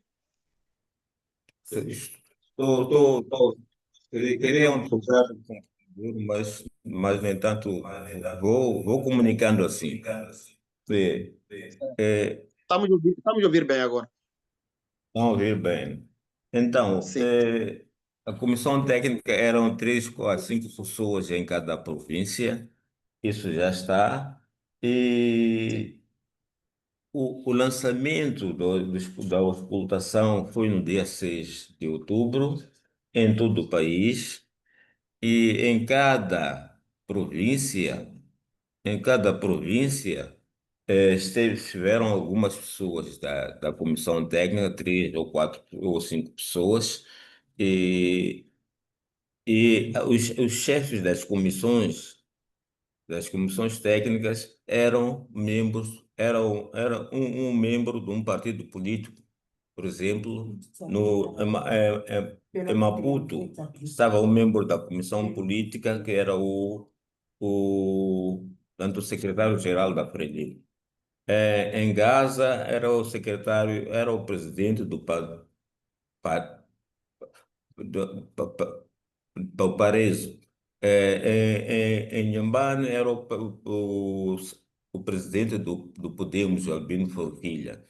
Em Sofala, quem chefiou a comissão foi o Lutero Simango, do MDM. Em Manica, foi o presidente portanto, o chefe da comissão foi o presidente da RENAMO, que é o Suf Momad. E assim, como também em Nampula estava lá o Mondlane, né, que é do, do Nova Democracia. Na Zambésia estava o Cornélio Quirela, que é do PAUM. Em Cabo Delgado estava lá o, o, o, o diretor adjunto da comissão técnica. E assim foi. Mas o que se notou na composição ou na constituição dessas comissões foi a ausência do Anamola, do Venâncio Massim, Mondlane. So from the group, we had 10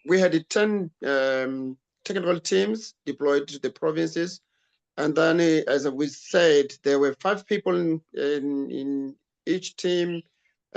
Some went to Maputo, and these teams were led from different people and different leaders from different political parties. Dr. Mbrana mentioned the different leaders, the Maputo, they had General Secretary from Frelimo, and then in Gaza, another different politicians.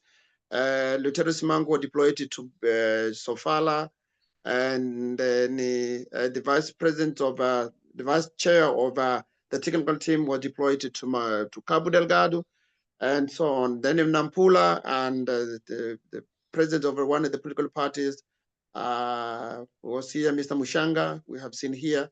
And so it is a team where the leaders are from different political parties, but also from different backgrounds. E agora, em termos de temas, o que foi debatido, o que foi tratado, foi em torno de 2 grandes temas, portanto, 2 eixos. 2 eixos temáticos que é a reforma constitucional e o outro que é a melhoria da governação. So Tendo we que... had Tá bom, pode falar, pode falar. yeah, we had 2 pillars in the discussions. One, it was about constitutional reforms. The other major pillar or thematic area was the good governance. So these are the leading pillars in terms of the technical teams, and then constitutional reforms, and then the governance. E no eixo temático da revisão constitucional,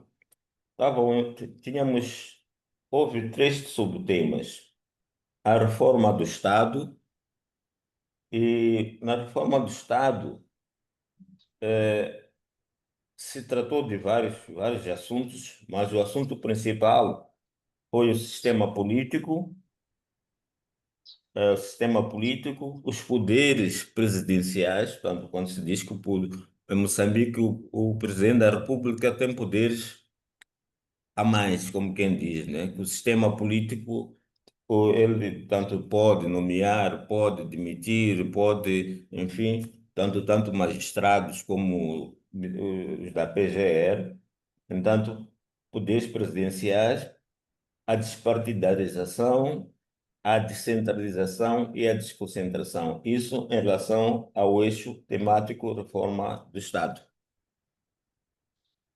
So on the constitutional reforms, the technical team focused on review of the state reforms or institutional reforms, where what came up was the reform of the political system,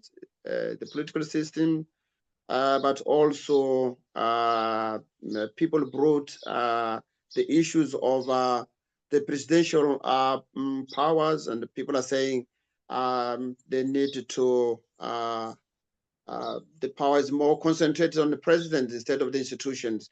The other area was apart from those two areas, there was also the area of decentralization, where the people are saying we need to give you more, we need to give you power to the people. So these are the areas that emerged in terms of the constitutional reforms. Portanto, a reforma do Estado mereceu, portanto, esta questão da descentralização, poderes presidenciais, descentralização e desconcentração, mereceu um debate longo, mas a incidência nessa reforma do Estado foram os poderes do Presidente da República, porque as pessoas, tanto as pessoas, o povo, né, como quem diz, concentraram-se muito na questão dos poderes do Presidente da República. Tanto os poderes que são de ele nomear ou demitir, o Presidente da República ser um presidente do partido, de um partido, mas que devia deixar de ser de um partido, devia ser o Presidente da República, devia estar distante do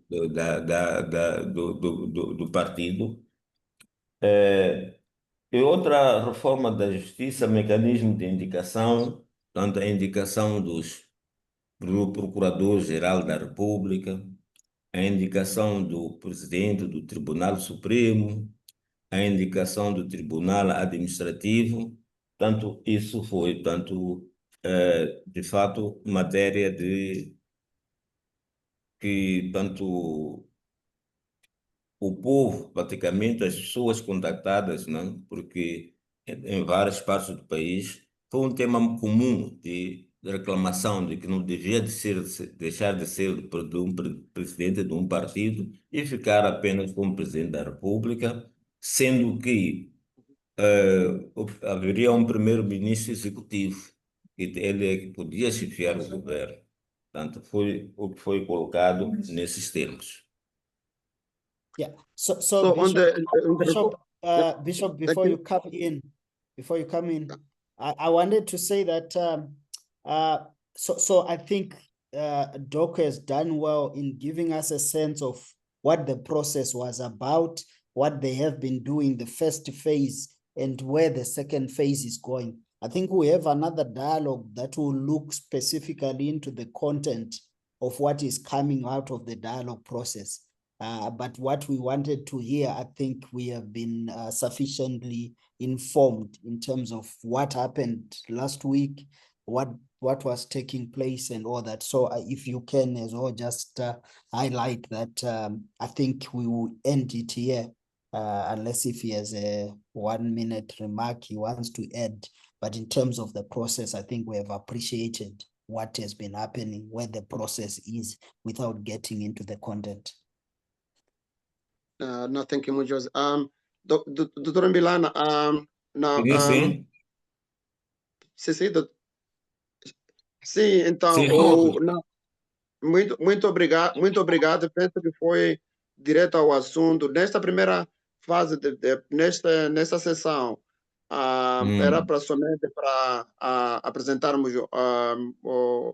portanto, o início da comissão, o que já conseguimos até agora, e depois Tá os bem. assuntos sobre o conteúdo do trabalho em si. Então, vamos nos concentrar Fica mais para. na próxima sessão, que vai Tá ser bem, chamada em breve. tá bem, tá bem. Então, muito obrigado. Então, Obrigado. posso encerrar a a minha Não, agora. tem mais um minuto para Tá bem. uma reflexão Na, vossa, e depois na, fechar a vossa na intervenção. reforma constitucional, na reforma constitucional, tratou-se da reforma eleitoral, que é modelo e composição dos órgãos da administração eleitoral.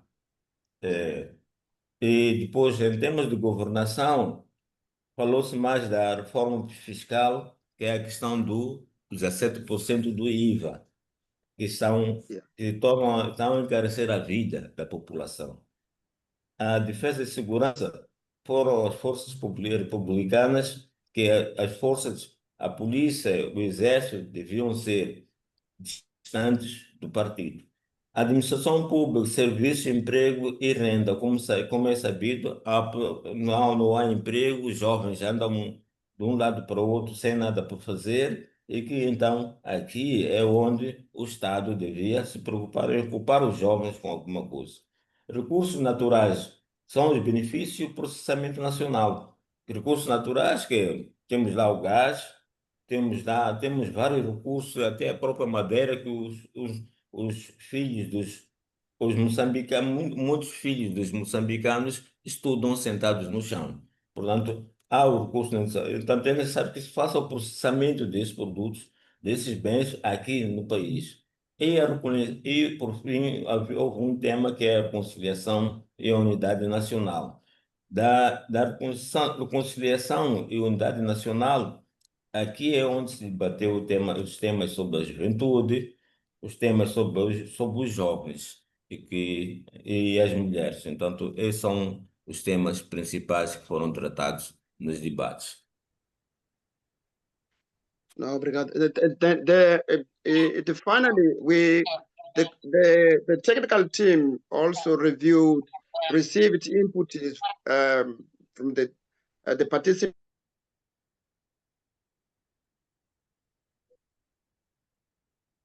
Bishop, you are muted. Lily, can we get Bishop back Oh, on? sorry. Yeah.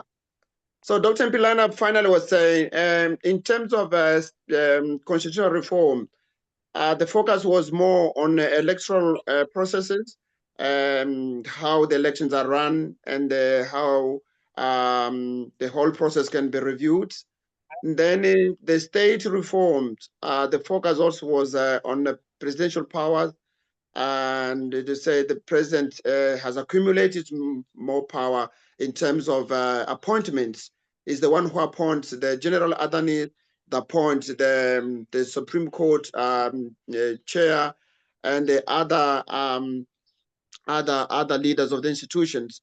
So the recommendation was some of those powers to be moved to the prime minister in terms of executive, but also leave the professional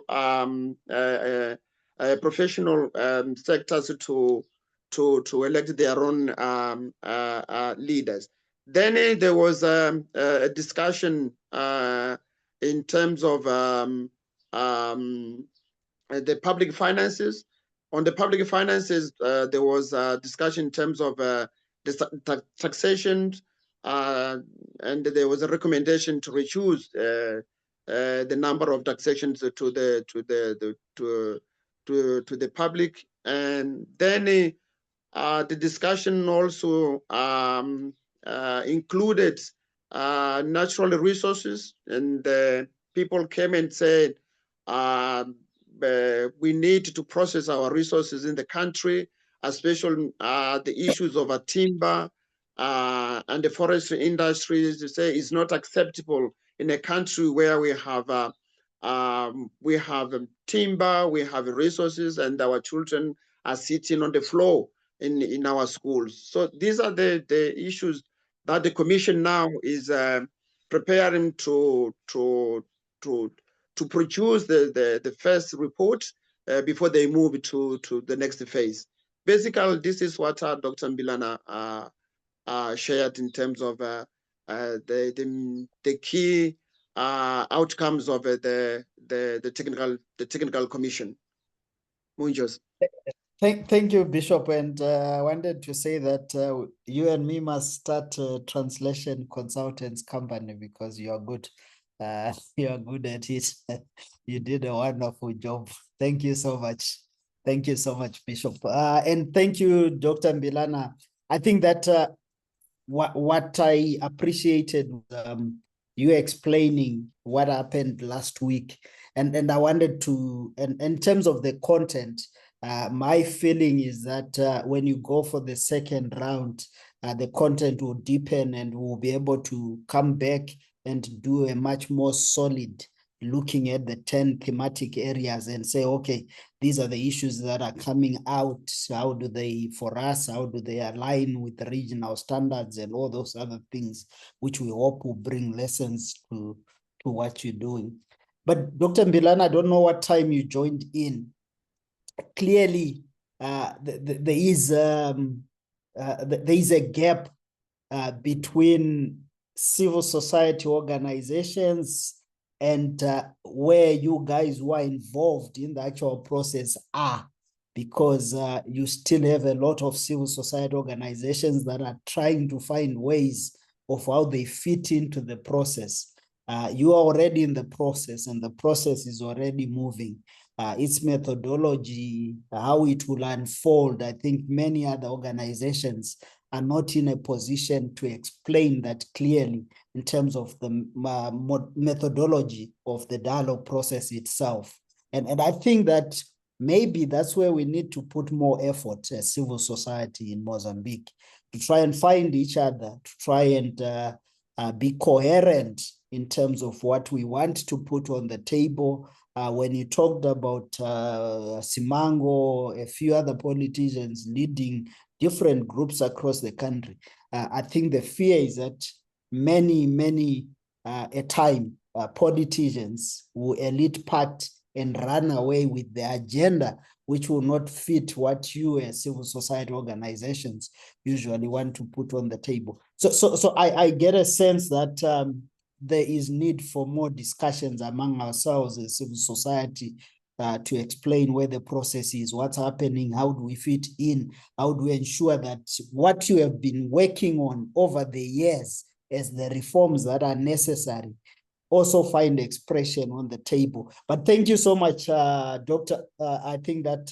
that was wonderful in terms of explaining that the process is moving, things are happening, and we all need to begin to find ways happening. And I think in terms of inputs from the speakers, this is where we end. I know that we are behind time, as has become the norm these days, that the discussions always end up becoming intense.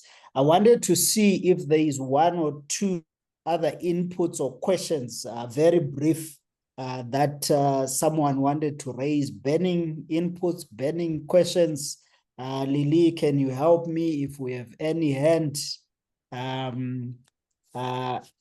If not, just to say that at least we have an understanding, especially of where civil society is in Mozambique, at least from those that came and presented here.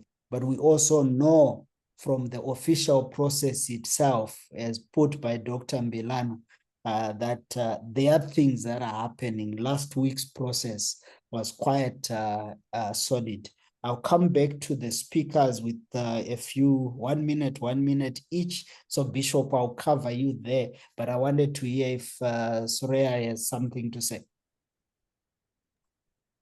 Yes, I do. I would really, really appreciate if one could get insight, because I mean, the process was quite long and this was for Mozambique, but we are having our civil society national dialogue caucus.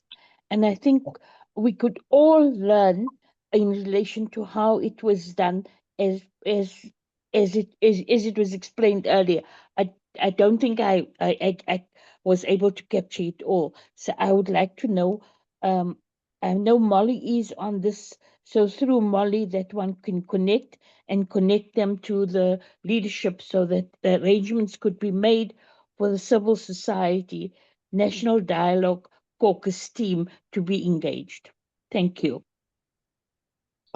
Perfect. Thank you. Thank you so much. And I think that on our end as well, in our next dialogue, I'm quite confident that we will be able to bring in the chair of the technical committee itself to be able to interact with what we're doing and the inputs that we are putting on the table.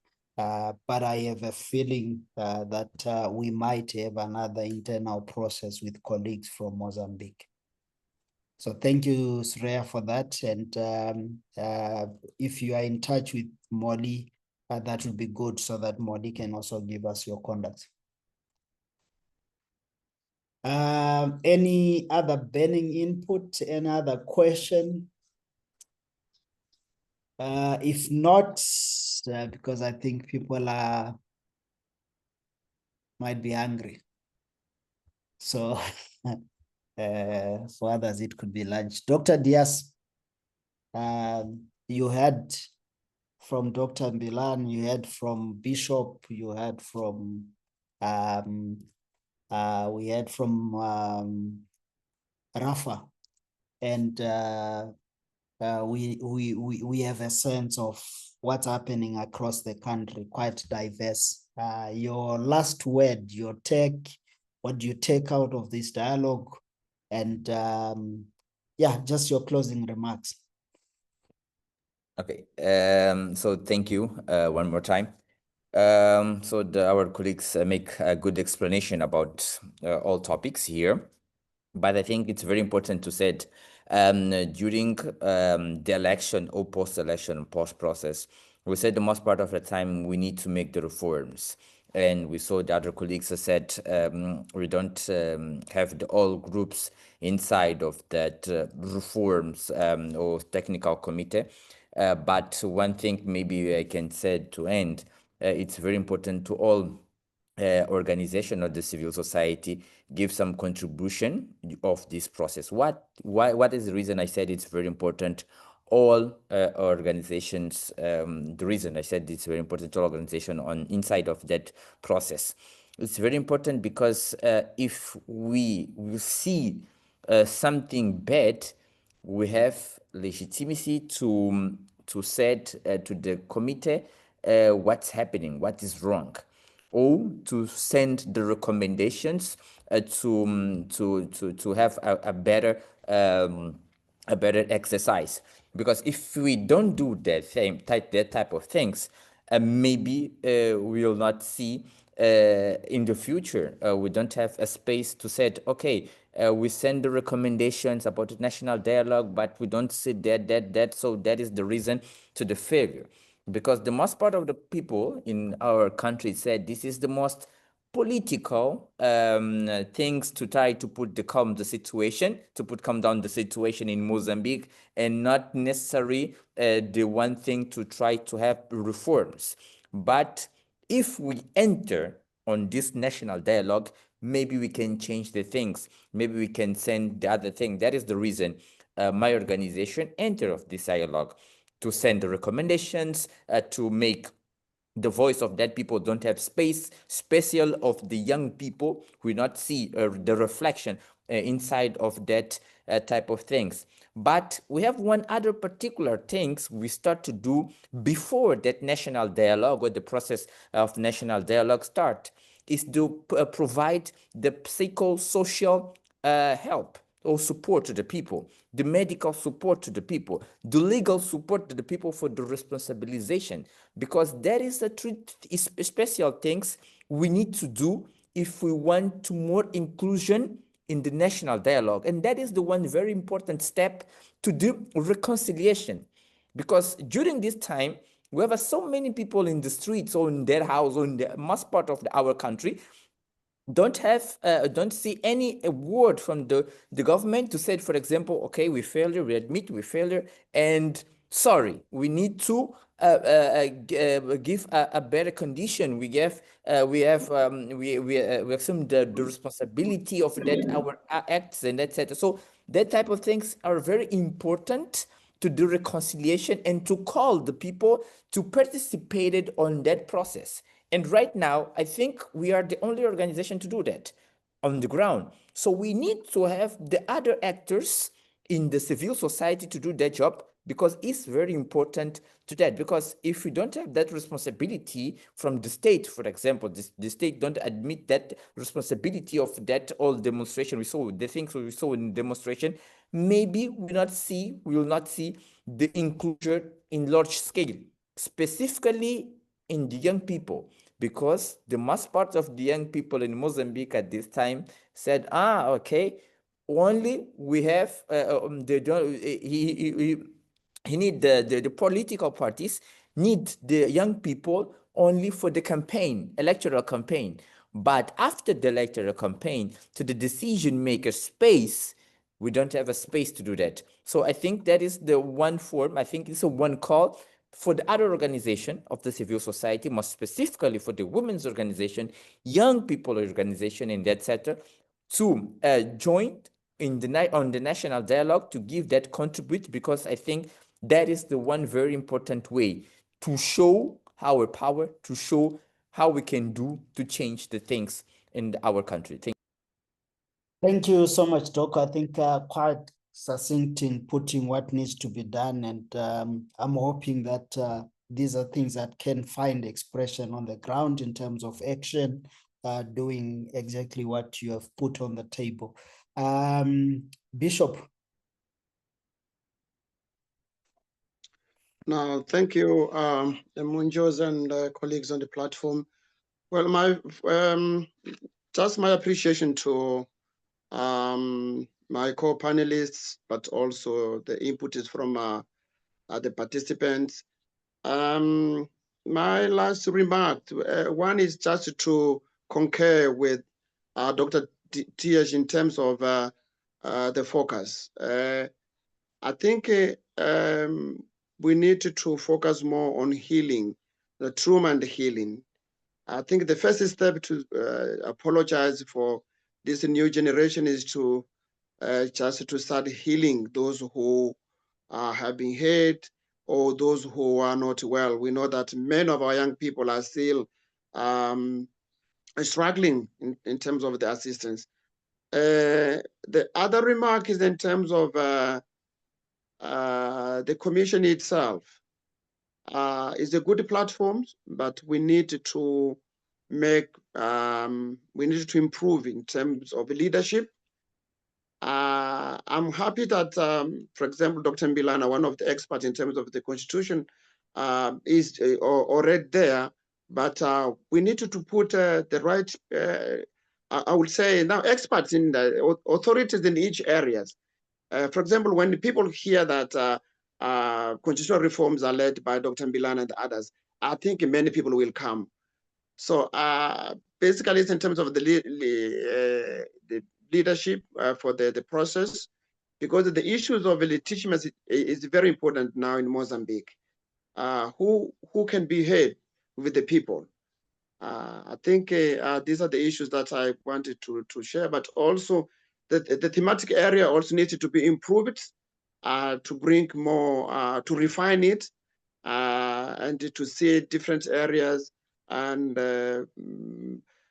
finally, the issue of inclusion. I think civil society, we have a potential within the civil society. And I think civil society also is organizing itself in terms of building an architecture where everyone can fit. And then from that platform, from that coordination, we can have our colleagues who can participate that. But also the participation of the faith actors, I think is very important. On faith communities, we have agreed that everything that is cross-cutting, we will be doing together. We have learned it from Cabo Delgado issues. When at the peak of the conflict, when people were saying Christians and Muslims are fighting, we decided to come together to dismiss these narratives by working together.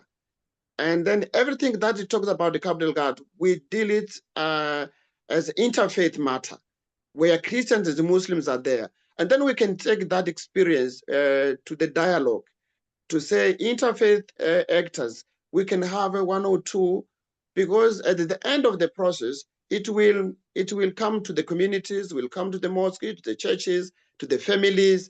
These are the issues that we just wanted to participate. So leadership, representation, but also the content.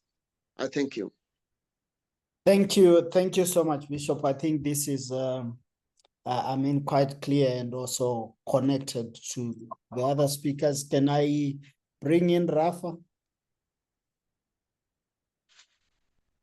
Oh, thank you very much. As I said from the beginning, we must trust the process. All the issues that we have raised here, we have also to raise on the ground so that we can correct the things that we see that are not correct. Because if we don't trust this process, then we are not doing anything. We have to start off trusting. Then we bring in all the issues that we think they can be a failure of the process. I agree that we can learn from other experience at the region, but let's start as Mozambicans first. Then we can collect the other experience. We have to be united. This is this is the unique space that we can, try to be united. There is a many things which are not correct in the country, but if we are not open enough to speak out, we are not going to correct the issues. I know that the government are very rude people. They don't want to listen, but we are the majority rather than them. And if we use very well this space, something can be changed. We don't want to live. Our voice has a women. We are saying we don't want to leave anyone behind. We want all women to be listened. We want all the leadership at the grassroots level to be heard. We want youngsters also to be heard. We are not going to step out of the process without all this issue. If it's possible, we'll toy to have our voice on the place. It's not easy, yes, it's not, but we have to do all our effort as Mozambican family, because if we don't do this, we'll end up to be fighting all the time, and we'll be finished each other. We are brothers and sisters. Let's sit down. This is a momentum to sit all together. Everything which is not correct, we said publicly. We can even write on the newspaper, use the media, to say, no, this is not going on well, because they are not supposed to cheat us this time. We are the majority. We don't want to be cheated. We want to correct the issues because we want peace. We don't want to fight all the time. We want peace, please. Thank you. Thank you so much, Rafa. And I think you echo what an ordinary Mozambican, all the people, citizens of Mozambique would want to see: peace, development, security, human security, and that they are just able to pursue their dreams without any... am I audible, Lily? Yes, you are. Oh, okay, perfect. Yeah. See technology. So yeah, thanks so much, Rafa. And Ambassador Mpatho, I hear a couple of things here: inclusion, reconciliation, healing, sorry, trauma. How do they move forward? How does this process become a positive?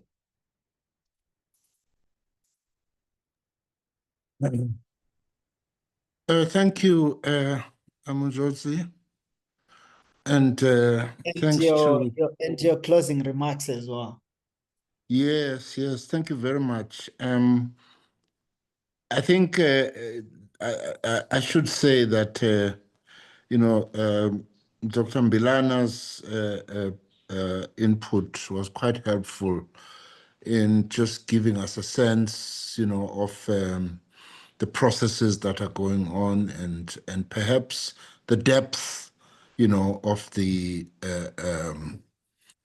content, that this process is dealing with, because you'll recall that I had requested to hear more, from from Mr. Wilka Diaz, Dr. Diaz, about some of the 10 areas, and I think that from Dr. Mbilana's presentation, we could get a sense, that there's quite a distance, that they're looking to cover, ground rather that they're looking to cover. So thanks for that.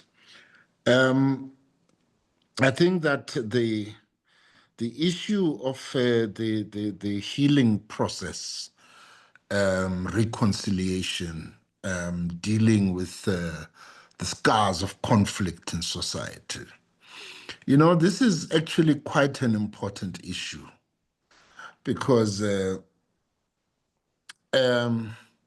traumas that are not dealt with, they manifest in how society behaves.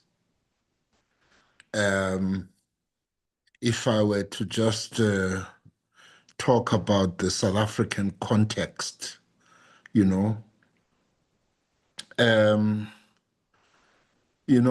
sometimes you worry about the things that we see going on in society, the level of violence that you see, and the really ugly things that happen in society. Sometimes those things are signs of a society that lives with traumas that have not been healed, scars that were left to fester and not attended to. And so when we reflect in the context of Mozambique, at the really long period that the country has had, different phases and iterations of conflict, 1964 to 1974, 1977 to 1992, 2013 until about 2018 or so, all of those, they leave scars, they impact on communities, and they leave a lot of trauma, in society. So perhaps Mozambique, as I think the terrain is beginning to shift, to because one of the things, Munjodzi, that becomes difficult, is to shared habits. If a society has never, had a rooted democratic culture, a culture of a very active, civil society, or in the case, for example, of Frelimo in Mozambique, shedding, that old baggage of being a one-party state. Sometimes it's very difficult to get rid of that baggage, But I think that as the ground, begins to shift, I think that it's going to be important that these voices that are raising these issues around the need for healing, the need for reconciliation, and so on, and to firmly establish, a new culture in Mozambican society where, their issues are dealt with, not through physical fighting, but through political engagement, inclusivity. Those are things that now need to be, I think, firmly anchored in Mozambican society. And that is why I made the point that when in the last negotiation, it was possible to dismantle the residual military capabilities of Renamo. I said that was a positive thing, so that you establish a new basis on which society deals with its own issues, and you no longer have a party that knows that if things don't go our way, we can always go back to the bush. So let's regard this as a part of the shifting, political platform and terrain in Mozambique. And it's going to be important for this advocacy, for these issues, inclusivity, healing, reconciliation, so that those get inserted into the political agenda and the consciousness of the country. The one thing that I'd like to say, maybe two things that I'd like to say, is that civil society organizations, just in terms of how, maybe the tactics, of working in this environment, the focus must not always be on the commission, that you will only engage in the commission. They must also look to engage outside of the commission. So the political parties need to also be engaged individually, because then, through those engagements with the individual political parties, you are able to create a ground for some of the issues that you want to be part of the agenda, to have other advocates when you now all meet in the commission. So I think it's also going to be important that civil society organizations consider, engaging the political parties individually and separately from the commission's work. And that includes the ruling party itself. You must not shy away from engaging the ruling party. So I think that that's an important thing. But in terms of this shifting political terrain in Mozambique, I think that, ultimately, Frelimo has recognized that, these days it's very, very difficult to put a lead over society, because the platforms through which people are now able to engage, some of them you just have no control over. I mean, social media, for example, and the internet, becomes, a tool that is available to people. So if you close the sort of open spaces, people are actually able to engage in other ways to mobilize and to transmit information. So it becomes very difficult to have that control over society. Even when I think we saw also, for example, in Tanzania, that,